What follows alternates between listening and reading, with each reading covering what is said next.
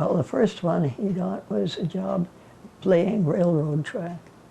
He was 50 or so, 51 or 2, and he had been doing office type, you know, as a secretary, as a business agent. And he got this job working, laying railroad track. I'll never forget the day that he came home from his first day on the job.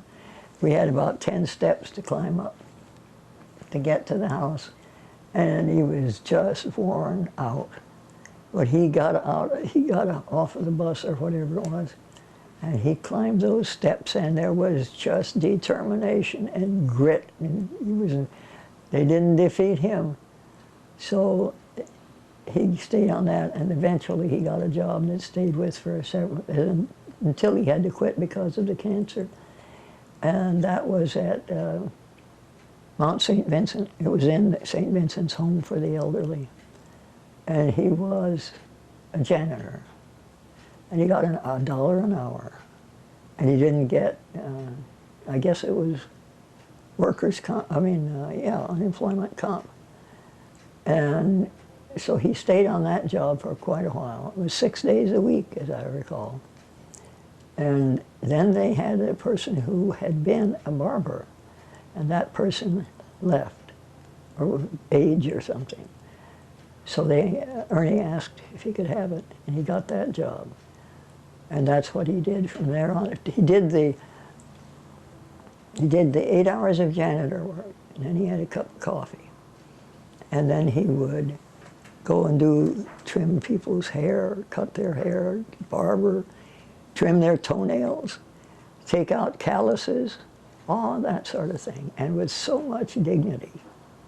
And then I'd go and meet him. We'd go out in the car and pick him up. We never knew how much he was going to have in his pocket from that, you know, because of that uncertainty of barbering and so forth. And so we would drive home and shop on the way. And then he would have dinner, and he would go and lie in bed and rest and teach our daughter how to do things, like how to perform and how to deal with life and situations, you know. It was really a remarkable situation. So he did that 6 days a week until he came down with, it was a seizure, and the plant laid him off. So that was in the fall of, I can't remember now.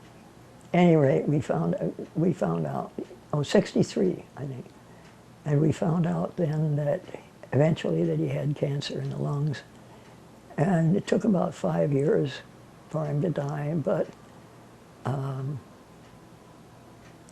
they said it was all through his body. Oh, miserable.